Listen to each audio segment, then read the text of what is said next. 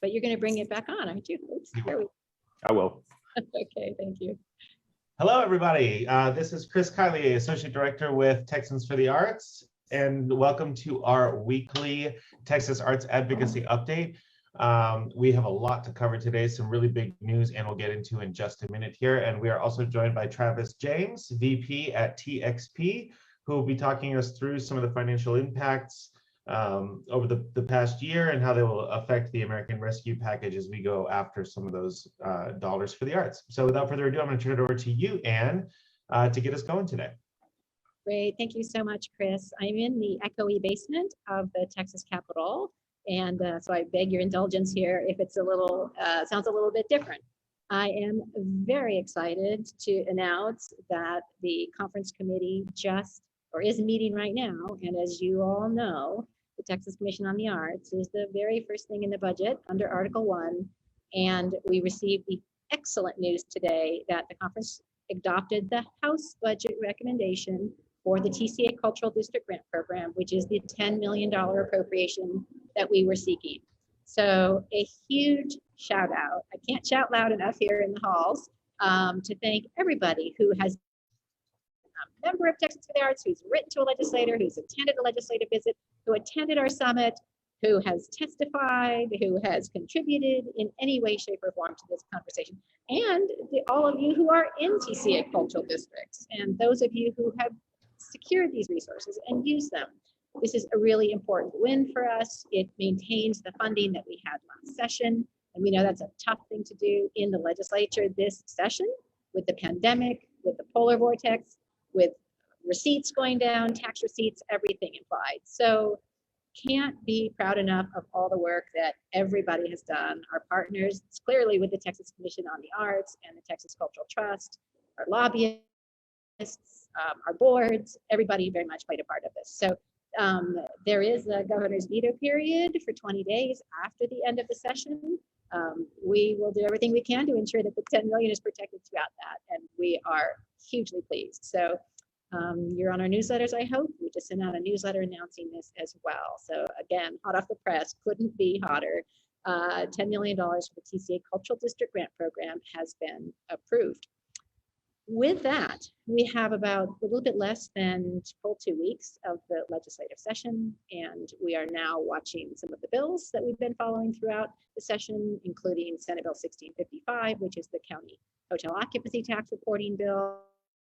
There's a House bill this morning, 2139, that we were testifying on behalf of expanding the Texas State Artist Award. So things that are connected, again, to the arts and culture work that we do. So the session is over on May 31st, and then they'll, again, the 20-day veto period for the governor. And we are all going to sort of breathe a sigh of relief when the session is over. It's been quite a session.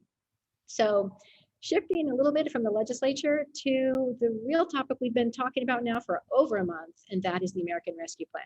We've done a webinar, we've done our weekly Wednesday updates. We had Nate McGackies come and speak to us from Arts North Carolina, and we have been talking about how much money this is, how important this is. This is the Biden-Harris American Rescue Plan that is bringing $16.7 billion to the state of Texas. It's bringing $10.4 billion to the municipalities. And this is real funding that the arts and culture sector is well positioned to try to secure and particularly at the local level. We'll be working at the state level, but we'll also want to work with each one of you. There's a lot of you across the state to make sure you're talking to municipalities about how to secure some of these ARPA dollars to help restore your arts and culture sector and replace lost revenue. That is one of the allowable uses, very, very broad strokes, replace lost revenue. And all of you in the arts and culture sector certainly have lost revenue from a variety of sources. Could be shuttered venues, it could be concert seasons and performing arts seasons stopped, it could be galleries shut. It runs the absolute gamut, the arts being the first to close and ultimately likely the last to open. So there's a strong tie with the American Rescue Plan around tourism and travel, and understanding that that was a particularly hard hit industry, not just nationally, but clearly, in fact, the most hard hit industry in the state of Texas, according to the state comptroller. So what does it entail to get local support? The first thing you need to do is contact your mayor and your city council, because they are the ones who are making those decisions. I've been hearing from some of you are already doing that. More power to you to do that. Don't be shy. This is an important opportunity. This is a once in a lifetime opportunity. For those of you who receive hotel occupancy tax, that is one arena where we can have direct proof, not just the receipts that you have on a lost concert season or a lost performing arts season, but the actual, if your community has levied the municipal hotel tax, they collect it and they distribute some of that to the arts and culture sector, we know what you received in 2018, 2019, and then woe for 2020, when travel and tourism stopped, when the arts got shuttered, and all of a sudden you have a significant decline in revenue. That just between 19 and 20 is an important number that you can use to show direct loss. There are other ways you can also show that. I want to walk you through one of the resources we have, our hotel occupancy tax toolkit, www.hottoolkit.com. And Chris is going to walk us through there just to show you on this website, which is a tool we launched last October, funded with the resources of the Houston Endowment. A big shout out to them and our partners, the Texas Hotel Lodging Association. This is the homepage. And if you want to find out where your hot numbers are, go to Toolkit and click on the arts. There's 3 portals, the arts, municipal, and hotels. Scroll down there, and on your left, you'll see tool number 1. Does your municipality distribute hot for the arts? Click on that and scroll down to the bottom. You'll find resources.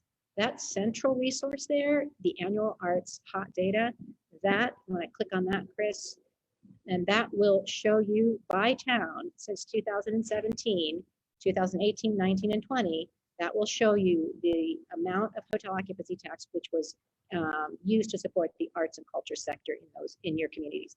I will say that these are self-reported numbers, all best of intentions for all the municipalities reporting them. If these don't match what you know, your municipality is the one who came up with these numbers, but this is a very helpful tool and a grounding for you to be able to look at the difference between 19 and 20 and the economic losses experienced because expressly of the pandemic. So that's one important piece of information. The other thing, and I would like to introduce our guest today, Travis James, who's the Vice President of TXP, which is an economic analysis and strategic planning business here based in Austin, but works statewide, if not further beyond. And Travis has worked with us on a data analysis around the hotel tax when we were developing a toolkit, and is just an incredible resource for us. And with the data that we have at the state level, remember the state tax is a 6% tax, the municipal hot is typically a 7% tax. County taxes are not figuring into these calculations.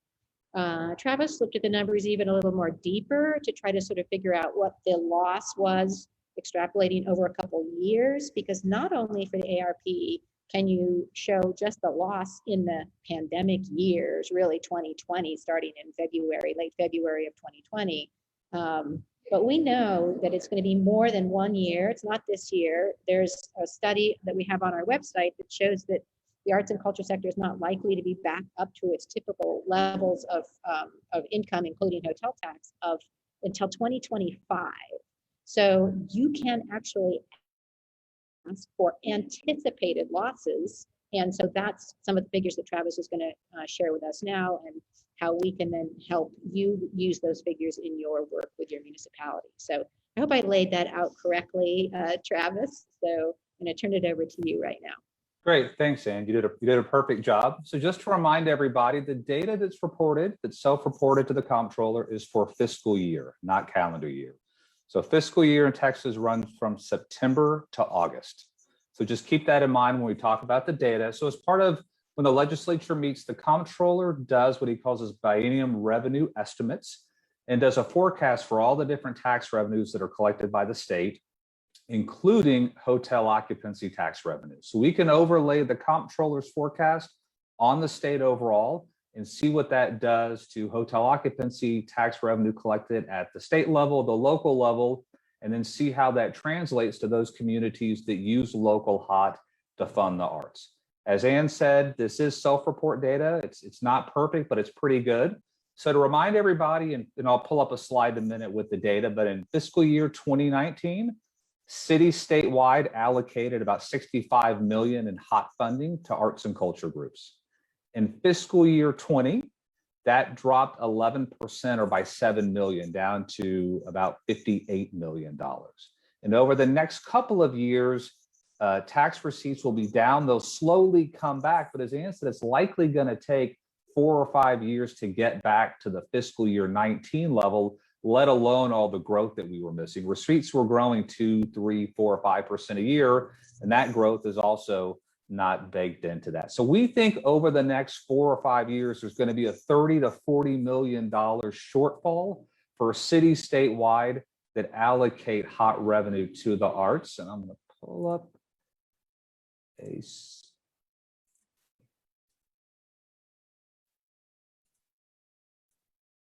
Can you see that slide deck there, Ann or Chris? Is that slide up there now? Yeah. Okay, perfect. So what you see is the historic data is in black. And so in 2017, about $63 million were allocated from HOT by local cities. So the arts, 63 million in 2018, jumped up to 65 million in 2019. What you see on the right is the average city that was allocating arts was doing about 13%. The max is 15%. So we're still not getting the full 15% that we all would like, but it's moving in the right direction. And then you see the impact of COVID there in fiscal year 2020, dropped down to $57.7 million. So a loss of 8. What you see there in 2021, 2022, and 2023, that's fiscal year, I overlaid the comptroller's hotel occupancy tax revenue on top of the self-report local data. And then you see at the bottom of the slide, compared to fiscal year 2019, over the next 4 years, there's going to be about a $30 to $35 million shortfall in hotel occupancy tax revenues that local governments were allocating to arts and cultural organizations statewide. So it's going to take 4 or 5 years to come back. We all hope it comes back much faster, depending on what you believe. And when we think about hotel occupancy tax revenue, even though people may be traveling, that business travel is still down. So it's just going to take time for folks to get more comfortable to travel, flights to come back, folks to come back to Texas for all the different things that we do. So this is a great data set. I've provided this data to Ann at the city level. So you can contact Ann. I hope Ann will shake her head and say it's okay. If you want to see your state data or your city data, she's got it. And she can walk you through. So this is the aggregate state level data. She has the data at the city level. And so you can use that data and arm yourself when you talk to your city council about here's how much COVID is going to impact our hotel occupancy tax. And here's the gap we're going to have to fund arts and culture groups. So can you step in and use some of that funding to fill that gap? Thank you, Travis. I think, and there may be some of you in the room or on Facebook here who are looking at that going, wow, my city lost more than 13%. I'm surprised that sounds low.